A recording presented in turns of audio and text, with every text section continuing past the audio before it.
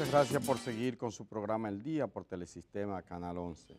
Sin duda que el tema del momento es la reforma fiscal. ¿Qué se espera?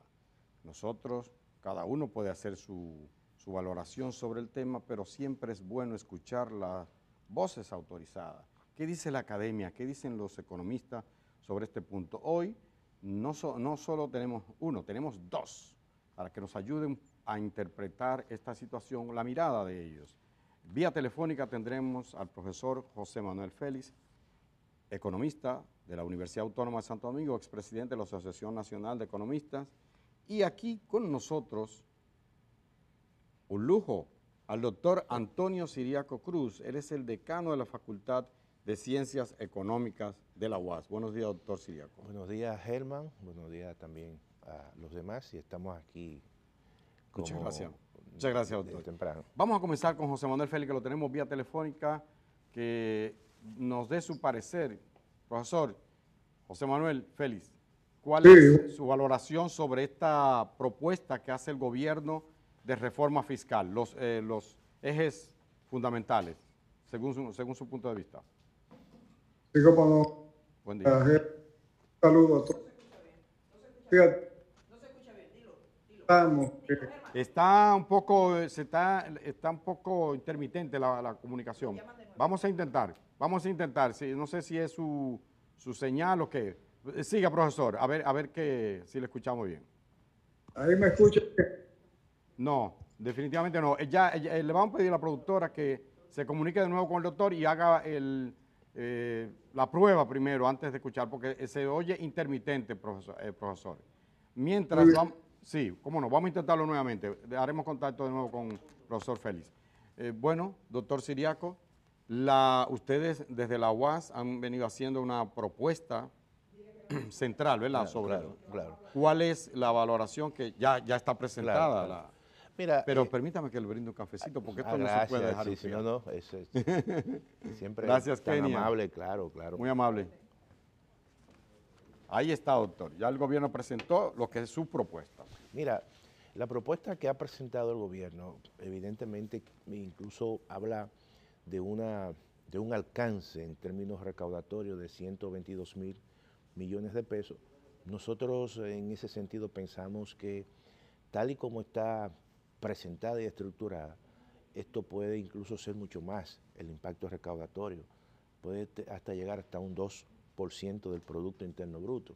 Y lo digo por lo siguiente. ¿Puede ser más de lo que ha dicho el gobierno que pretende? Sí, yo creo que sí. Yo creo que hay algunos elementos ahí que pueden, y algunas medidas que van a auscultar, si se aplican, mucho más ingresos y más patrimonio de lo que precisamente algunos declaran. Por ejemplo, en el caso del impuesto sobre la renta, se plantea una declaración obligatoria a aquellos que tienen, personas físicas que tienen ingresos por encima de los 52.000 pesos mensuales. Eso como que no está exagerado, doctor. Eso es menos de $1,000, vamos.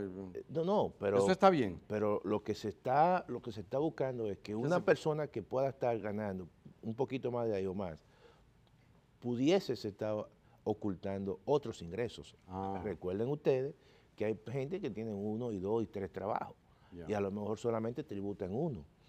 Y además, cuando haga su declaración jurada, lo más probable que plasme ahí propiedades que quizás no la está declarando. Todos esos son elementos que van a salir a flote. Ese es un mecanismo sencillamente de auscultar elementos evasivos y elementos que son también de la elusión tributaria.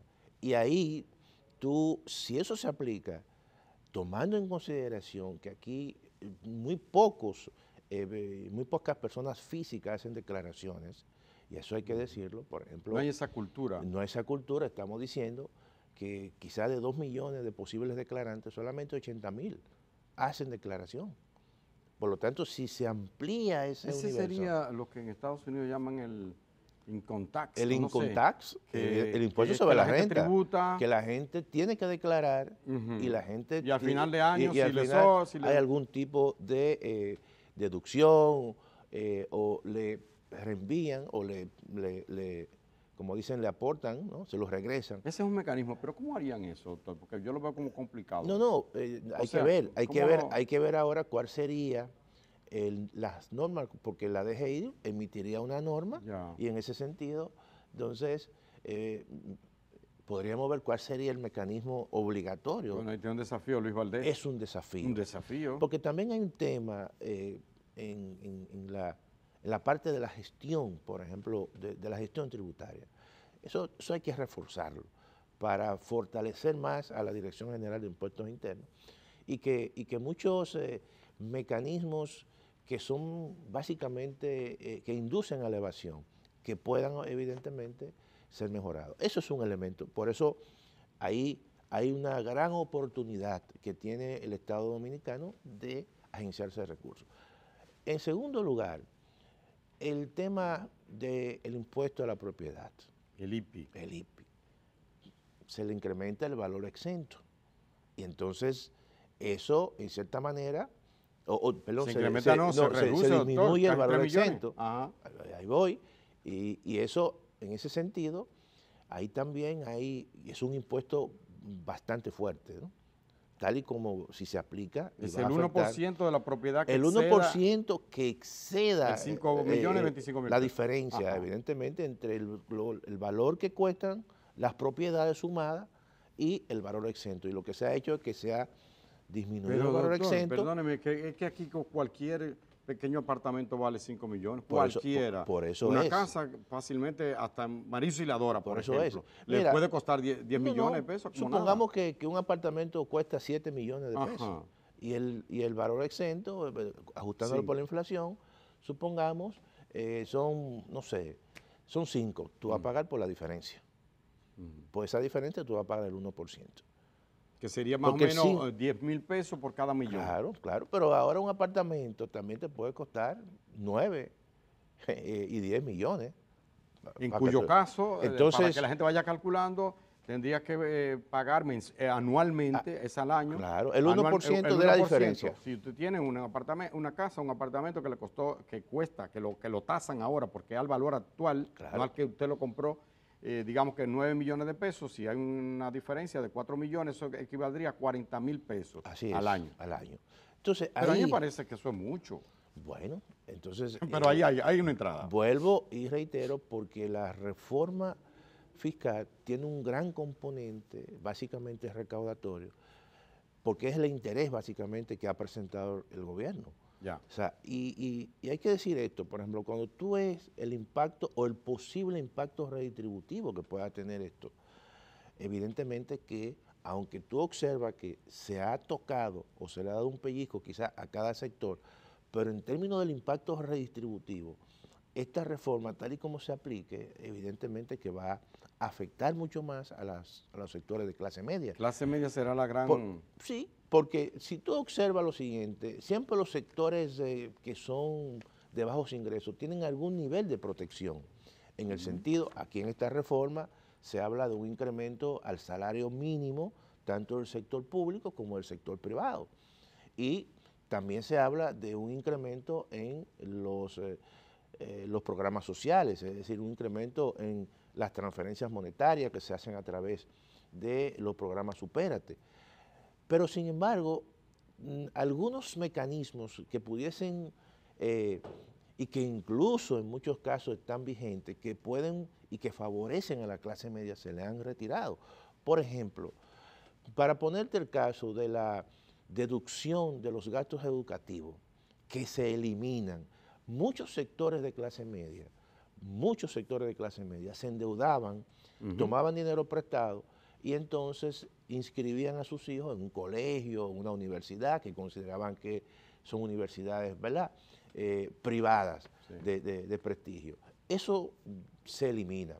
Ahora, ¿qué yo hubiese hecho? Sencillamente yo le hubiese dejado esa exención o esa deducción a sectores básicamente que estuviesen en rangos de ingresos donde están los sectores de clase media, y se lo quito a la gente de clase alta porque evidentemente que ahí no tiene sentido, pero no eliminar totalmente esa deducción. Siempre dejar un nivel, vamos a decir, donde una cierta holgura, no y tiene pueda que compensar a los Exacto. sectores de clase media. Lo mismo, el caso, por ejemplo, de la compra por internet.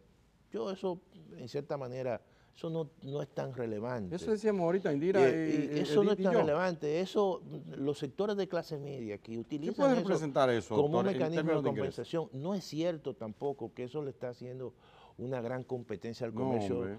local organizado. Todo lo contrario, el comercio local organizado también se ha incorporado a esos procesos Sí, hombre. de ventas por plataforma, Ujú. porque a su vez también tú le estás grabando, y eso, bueno, a lo mejor tú dices, es correcto grabar los servicios digitales, pero ¿quiénes son los que usan servicios digitales? Netflix, Spotify, esto. Básicamente son sectores, muchos de ellos de clase media, y tú le estás eliminando también esos mecanismos. Entonces yo creo que evidentemente cuando uno observa el impacto redistributivo, claramente eso va a caer en sectores de clase media. Clase media. Doctor, en general, usted dice que el gobierno podría estar recaudando mucho más de lo que se ha Nosotros hemos planteado. estimado así ¿Qué cosa podrían hacerse ajustes? Porque creo que aún hay tiempo, Claro. como eso de las plataformas digitales o compra por internet, como por ejemplo eso del IPI, que deberían revisarlo, bajarlo un poquito, no sé.